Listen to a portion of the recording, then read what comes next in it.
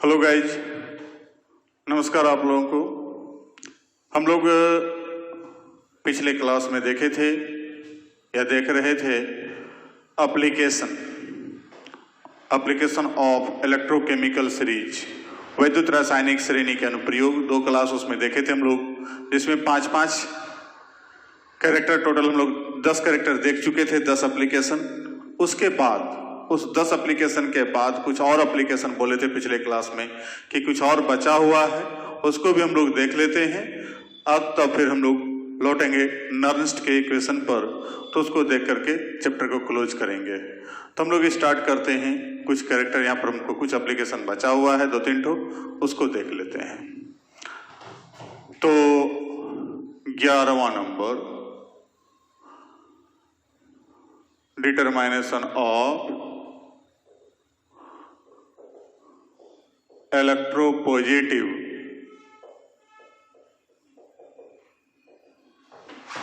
Characters of metals.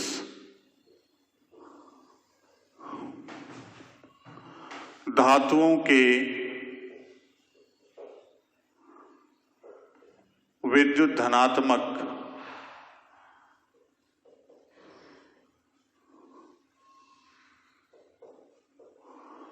गुण का निर्धारण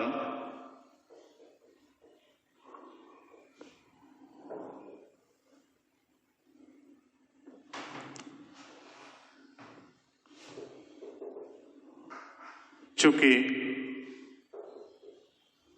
हम जानते हैं कि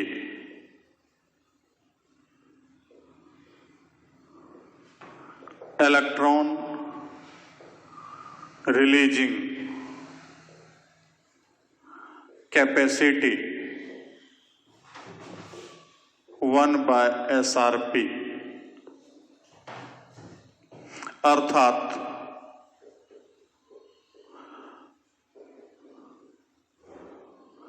धातुओं के SRP का मान बढ़ने के साथ साथ इलेक्ट्रॉन त्याग करने की प्रवृत्ति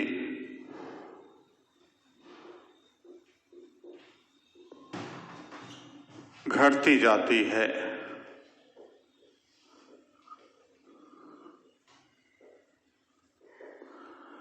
जबकि इलेक्ट्रॉन त्याग करने की प्रवृत्ति को ही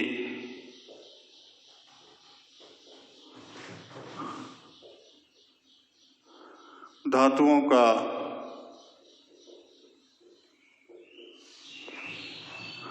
विद्युत धनात्मक गुण कहा जाता है।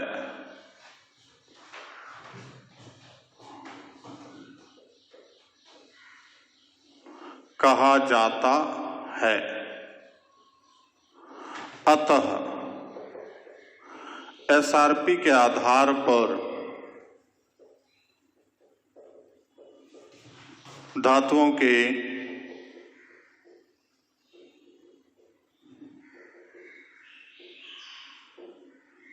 विद्युत धनात्मक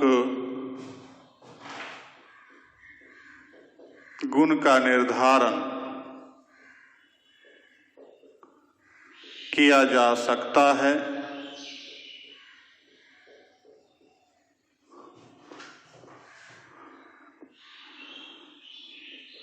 इस आधार पर इन सभी धातुओं को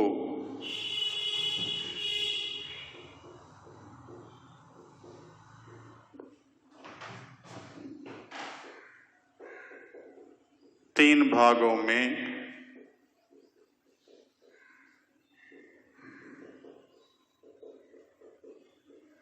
बांटा गया है। 3 भाग में बांट सकते हैं हम लोग, 3 कैटेगरी में। पहला कैटेगरी वैसे धातु जिसका SRP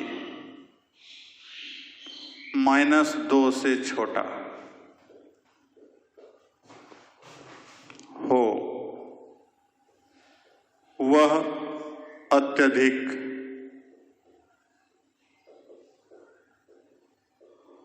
क्रियाशील होता है। दूसरा, वैसे धातु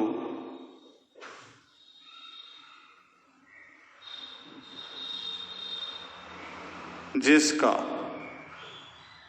SRP -2 से 0 के बीच हो, उसे स्टैंडर्ड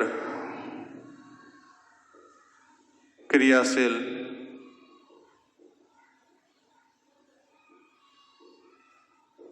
माना जाता है। और तीसरा, वैसे धातु जिसका SRP 0 से बड़ा हो,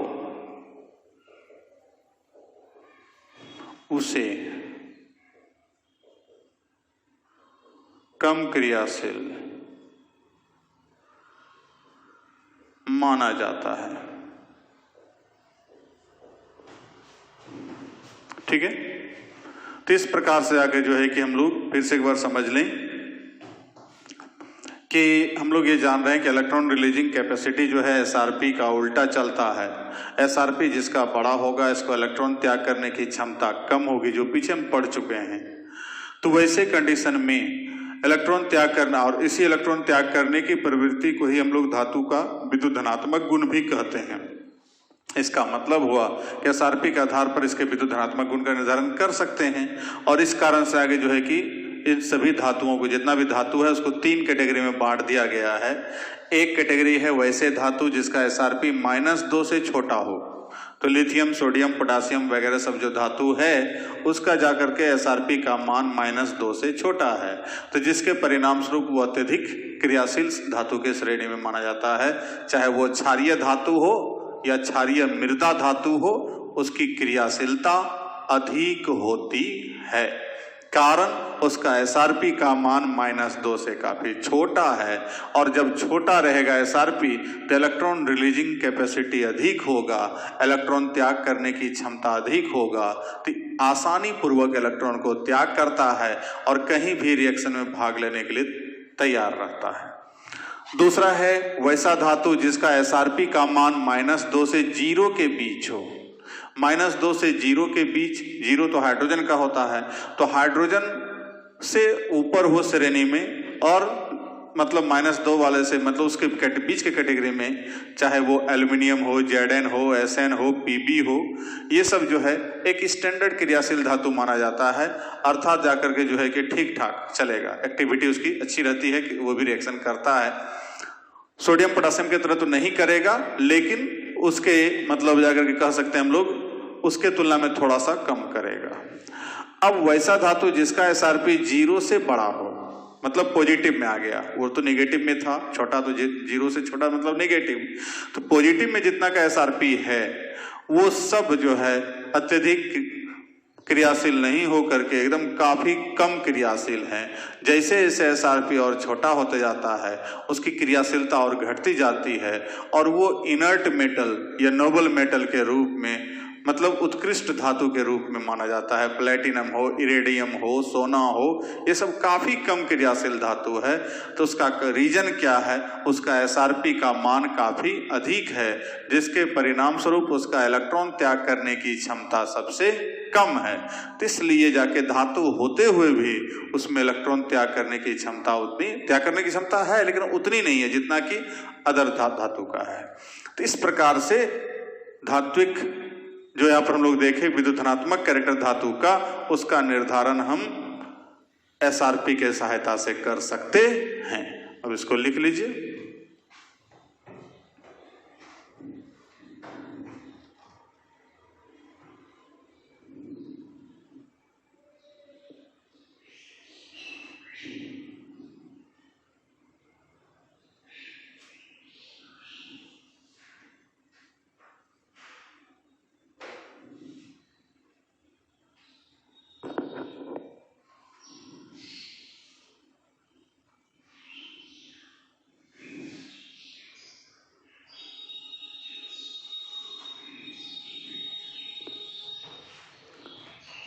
हो गया, इसको मिटा देते हैं।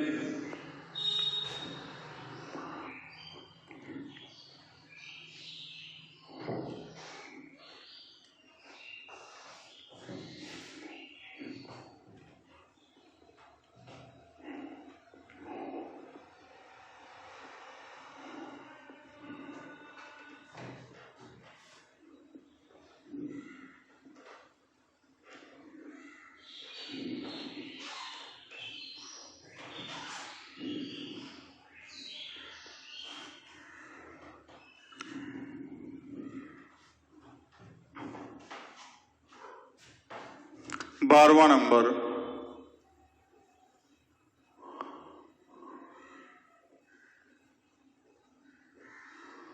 डिटरमाइनेशन ऑफ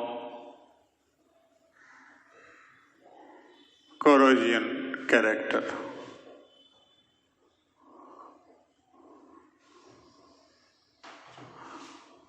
of metal, धातुओं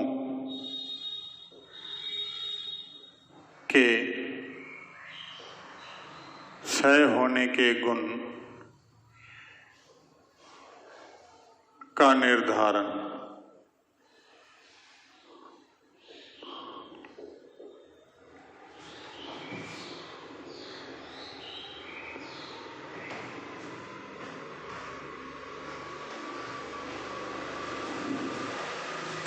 तो धातुओं के क्षय होने के गुण का निर्धारण, तो कोरोजन कैरेक्टर क्या है? तो धातु के नष्ट होने की प्रवृत्ति को, धातु के क्षय होने की प्रवृत्ति को, धातु का जो ऊपरी सतह है, जैसे मान लीजिए धातु, कोई भी धातु है, लोहा देखते हैं तो लोहा का छड़ देख रहे हैं, उस पर क्या होता है, धीरे धीरे जंग लगने लगता है। तो ये जंग लगने की प्रवृत्ति भी क्या हो गया, इसी में क्षय होने की प्रवृत्ति में आ गया, मतलब कोरोजन कैरेक्टर हमको है।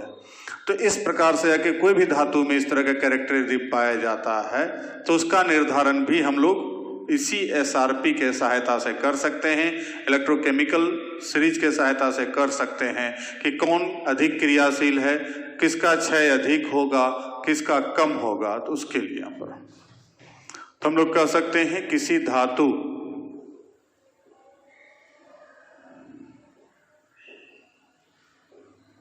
के प्लेट, छड़ इत्यादि के ऊपरी सतह के नष्ट होने की प्रवृत्ति को धातु का क्षय, कोरोजन ऑफ मेटल कहा जाता है।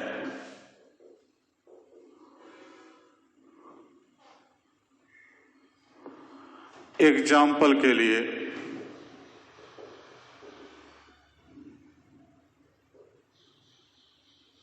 लोहा के ऊपरी सतह पर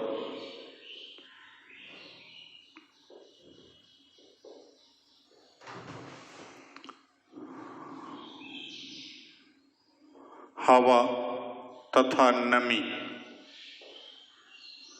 की उपस्थिति में इसके ऑक्साइड का एक सतह का निर्माण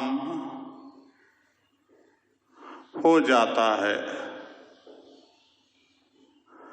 इसे रस्टिंग ऑफ आयरन कहा जाता है। मतलब लोहा में जंग लगना, कि लोहा का जो ऊपरी सतह है उस पर जाकर के जो देखते हैं, खास करके गर्मी के दिन में तो नहीं होता उतना तेजी से, लेकिन अभी बारिश का मौसम है, वायुमंडल में पूरा मॉइस्चर है, 75% 80% मॉइस्चर अभी चल रहा है, पूरा जो उमस लग रहा है, तो उसमें वायुमंडल में मॉइस्चर काफी अधिक है। इस मौसम में या ठंडे के मौसम में जब शीत गिरता है, उस समय लोहा का छड़ ला के रख दीजिए, 2 दिन में 3 दिन में जंग लग करके तैयार हो जाता है। तो ये जाकर के जो जंग लगने की जो प्रकृति है या प्रवृत्ति है, तो वो जाकर के जो है हमको वो किसके कारण हो रहा है, तो हवा और नमी के कारण। मॉइस्चर रहेगा तो मॉइस्चर और हवा जो ऑक्सीजन, उसके कारण। तो यहाँ पर जाकर के जो है FeO2 plus X molecule of H2O, तो ये मॉइस्चर है, नमी बहुत सारा मात्रा में ले सकते हैं, ये एयर हो गया। अब यहां पर जाकर के जो है 2Fe2O3 XH2O, तो ये हो गया रस्ट का फॉर्मूला, जंग, और ये हो गया रस्टिंग, प्रोसेस हो गया रस्टिंग। ठीक है, तो लोहा में जो जंग लग रहा है तो वो यही प्रोसेस है। ठीक उसी प्रकार से चांदी के सतह पर Ag2S के निर्माण के कारण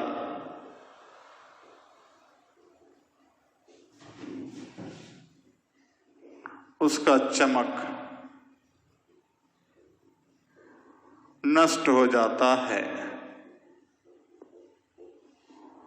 तो चांदी पर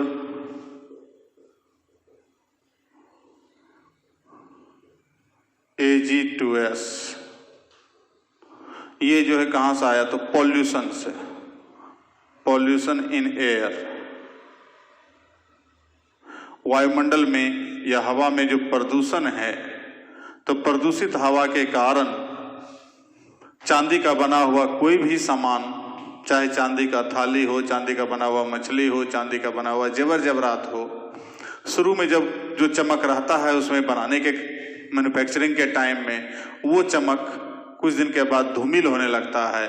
तो उसका रीजन है कि हमारे वायुमंडल में पॉल्यूशन के उपस्थिति के कारण ये H2S इसको किस रूप में, सल्फाइड के रूप में बना दिया, और वो चांदी का कोई भी सामान जो है उसके ऊपर इसका एक लेयर बन जाता है, जिसके कारण उसका चमक जितना चमकना चाहिए पहले जितना चमकना चाहिए था या चमकता था, उतना बाद में फिर नहीं चमकता है। उसका प्रमुख रीजन बस ये है,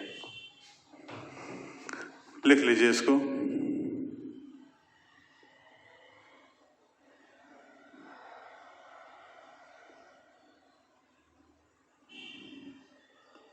हो गया।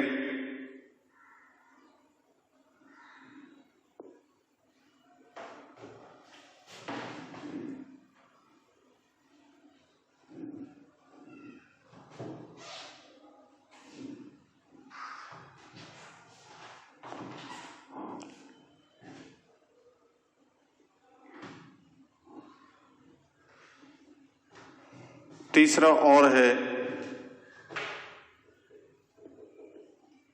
तांबा के ऊपरी सतह पर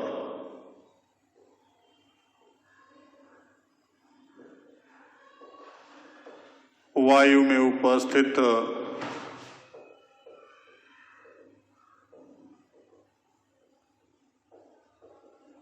प्रदूषण तथा नमी के कारण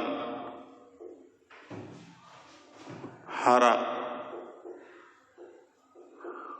तथा नीला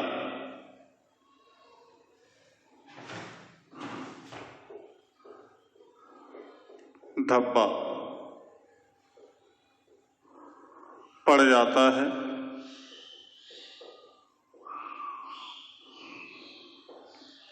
तो copper SO2 O2 plus H2O, अब यहाँ CuSO4 CuOH का होल 2, तो ये बना दिया बेसिक सल्फेट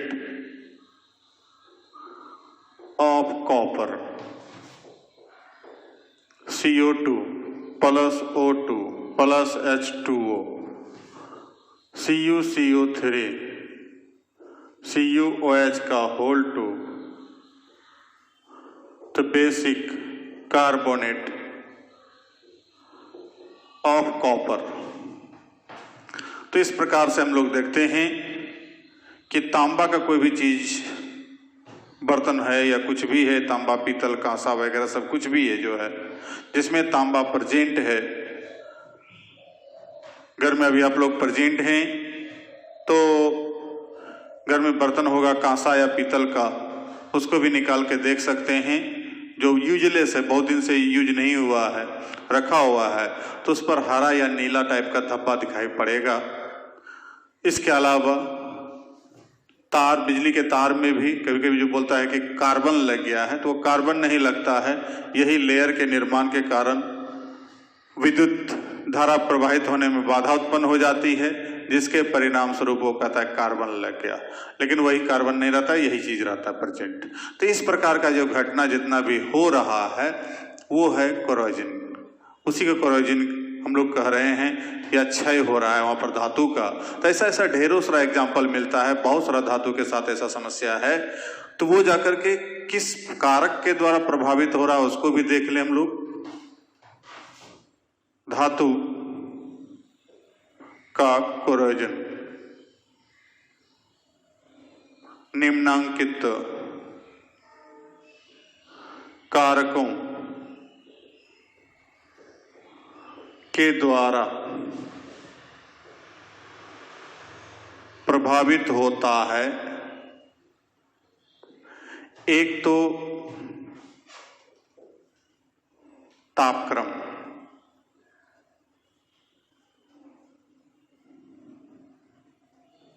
कोरोजन की प्रक्रिया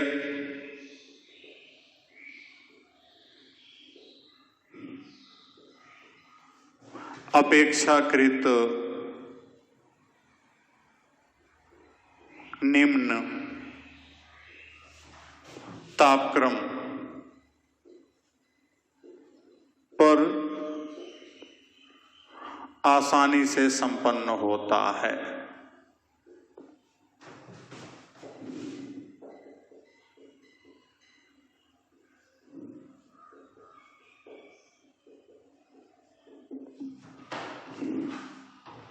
इसलिए गर्मी के दिन में जंग कम लगता है, टेम्परेचर अधिक रहता है, तो वहां पर जाके जो है कि थोड़ा सा टेम्परेचर जब लो होगा तब यह प्रोसेस थोड़ा आसानी से कंप्लीट होगा। दूसरा नमी, मॉइस्चर जिसको बोलते हैं, तो नमी की, वायु में नमी की उपस्थिति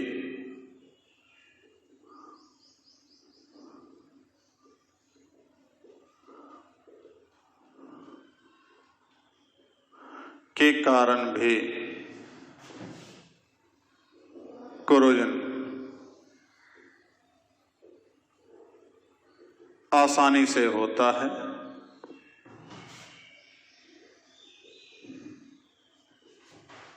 तीसरा प्रदूषण, वायु में प्रदूषण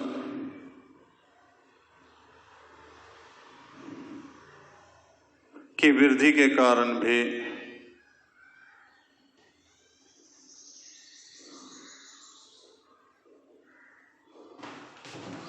धातु का क्षय अधिक होता है। लिखिए।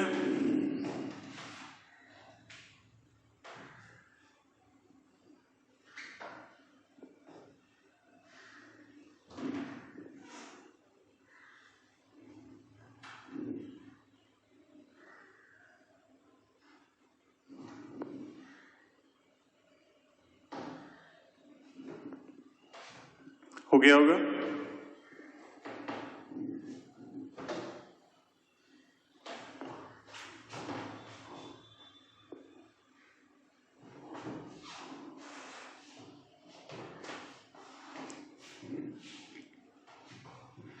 एक और फैक्टर है तो कई एक फैक्टर, लेकिन एक और दे देते हैं।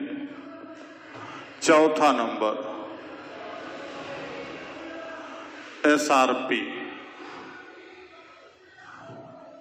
चूंकि SRP बढ़ने के साथ साथ धातु की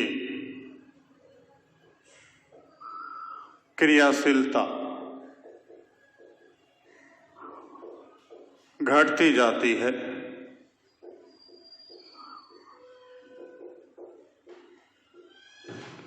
अतः निम्न SRP वाले धातु में या धातु का क्षय अधिक होता है। क्रियाशील अधिक है तो क्षय भी अधिक होगा। कि जैसे जैसे SRP का मान घटेगा तो हम लोग जानते हैं धातु अधिक क्रियाशील होता है, और जैसे जैसे SRP का मान बढ़ता है तो वैसे वैसे क्रियाशीलता उसकी घटती जाती है। तो जितना कम क्रियाशील धातु होगा उसका क्षय भी उतना कम होगा। लेकिन अधिक क्रियाशील धातु जैसे सोडियम, पोटासियम वगैरह सबको हवा के संपर्क में, पानी के संपर्क में लाके रख दें तो तुरंत उसका ऑक्साइड हाइड्रोक्साइड बन करके नष्ट हो जाएगा। इसलिए उसको पहले भी आप पढ़े हैं मैट्रिक के अंदर में कि सोडियम पोटासियम सबको केरोसिन वायल में रखा जाता है, किरासन तेल में। तो किरासन तेल में रखने का कारण है उसका यही क्षय गुण है कि क्षय होने की क्षमता उसमें अधिक है क्योंकि अधिक क्रियाशील है। और अधिक क्रियाशील होने के पीछे कारण क्या है, उसका SRP काफी कम है, इलेक्ट्रॉन त्याग करने की क्षमता काफी अधिक है, जिसके परिणाम स्वरूप वो किसी से भी रिएक्शन करने के लिए तैयार हो जाता है। लेकिन वही सोना चांदी वगैरह सब जो है कम क्रियाशील धातु है तो उसका क्षय भी कम होगा क्योंकि उसका SRP अधिक है और इलेक्ट्रॉन त्याग करने की क्षमता कम है। तो इस प्रकार से ये सारा फैक्टर काम करता है, ये तीन नीचे और एक चौथा ये SRP। अब जब क्षय हो जाएगा या क्षय होने से बचने के लिए हम लोग क्या करते हैं, तो पहले चर्चा किए हुए हैं। जो फैराडे का लॉ बता रहे थे कि कुछ धातु पर अन्य धातु का अस्तर चढ़ा देते हैं, इलेक्ट्रोप्लेटिंग कराते हैं। फैराडे लॉ के एप्लीकेशन में बताए थे कि वहां जो बोले थे कि जैसे लोहा का सामान है उस पर जस्ता का लेयर चढ़ाते हैं, गैल्वेनीकरण बताए थे वहां पर। तो गैल्वेनाइजेशन ऑफ आयरन, आयरन का गैल्वेनीकरण, कि आयरन के लेयर ऊपर में जब जस्ता का लेयर चढ़ा देते हैं तो जंग कम लगता है या नहीं लगता है। उसी प्रकार निकेल का, क्रोमियम का, जैसे स्टेनलेस स्टील है तो स्टेनलेस स्टील में देखते हैं निकेल क्रोमियम की उपस्थिति के कारण ही उसमें जंग नहीं लग रहा है, इसलिए उसका नाम ही रखा गया है स्टेनलेस स्टील। स्टेनलेस, स्टेन मतलब जंग या दाग धब्बा, लेस मतलब रहित, तो दाग धब्बा रहित स्टील है। स्टील तो है लेकिन उसका ऐसा है दाग धब्बा रहित, तो उसमें कोई दाग धब्बा नहीं पकड़ेगा, तो उसका मेन रीजन हमको यहाँ पर, ठीक है। तो इस प्रकार से आगे जो है हम उसको बचा सकते हैं किसी भी धातु को उस प्रकार से किसी धातु का परत चढ़ा करके। तो ये था कोरोजन कैरेक्टर। अब हम लोग 13वां नंबर देखते हैं, इलेक्ट्रोकेमिकल सीरीज का 13वां एप्लीकेशन, और ये शायद अंतिम भी होगा। डिटरमाइनेशन ऑफ स्ट्रेंथ ऑफ सेल। तो सेल के शक्ति का निर्धारण, वैद्युत रासायनिक श्रेणी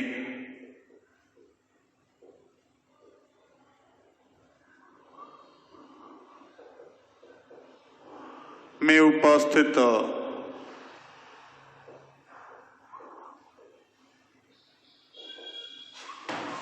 धातुओं के एसआरपी के आधार पर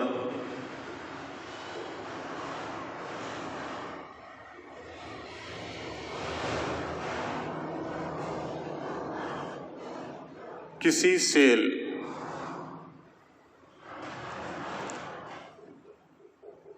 का शक्ति या विद्युत वाहक बल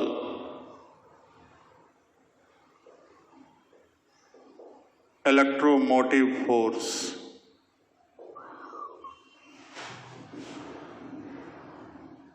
और ईएमएफ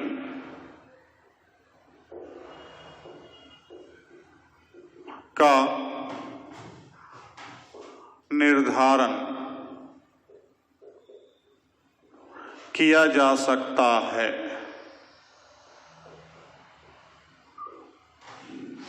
ठीक है, मतलब एसआरपी जो दिया हुआ है टेबल, उसके सहायता से जाके हम लोग किसी भी सेल का शक्ति ज्ञात कर सकते हैं। तो सेल का शक्ति आपने देखा होगा, लिखा हुआ रहता है बहुत सारे सेल में, या बैटरी खरीद के लाते हैं, कहते हैं 12 वोल्ट का बैटरी है, 24 वोल्ट का बैटरी है।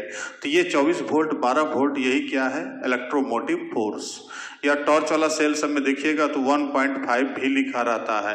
तो ये 1.5 भी क्या है? तो 1.5 भी उसका स्ट्रेंथ है या इलेक्ट्रोमोटिव फोर्स है। तो उस इलेक्ट्रोमोटिव फोर्स का निर्धारण वहां पर जाकर के जो है कि उसी मतलब यहाँ पर जो निर्धारण करने के लिए हम लोग देखते हैं तो वो एसआरपी के सहायता से किया जा सकता है। तो यहाँ पर हम लोग देखें बाय ओल्ड कॉन्सेप्ट, दो सिद्धांत के द्वारा किया गया है। ई सेल अथवा ईएमएफ ऑफ सेल बराबर ई कैथोड प्लस ई एनोड, जहां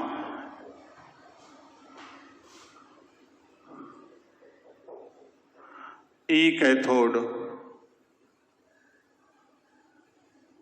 बराबर कैथोड का अवकरण विभव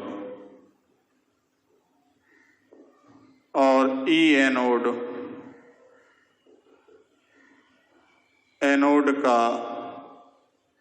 ऑक्सीकरण विभव। तो पुराने जमाने में ऑक्सीकरण विभव अलग होता था, रखा जाता था, और ऑक्सीकरण विभव अलग, एसओपी और एसआरपी अलग अलग सारणी रहता था। तो उसका इस्तेमाल करके यूज किया जाता था इस फार्मूला का, और उसके बाद सेल का शक्ति ज्ञात कर लिया जाता था। लिख लीजिए।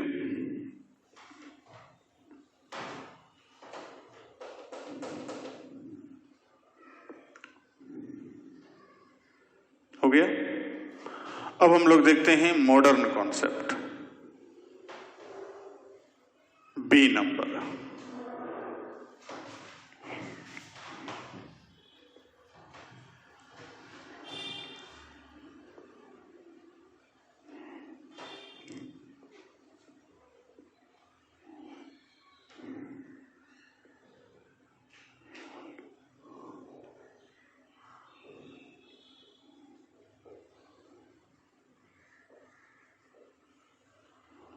Modern concept.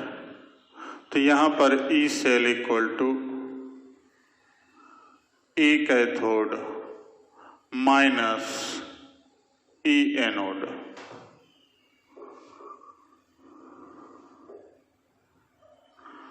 जहां ई कैथोड बराबर कैथोड का अवकरण विभव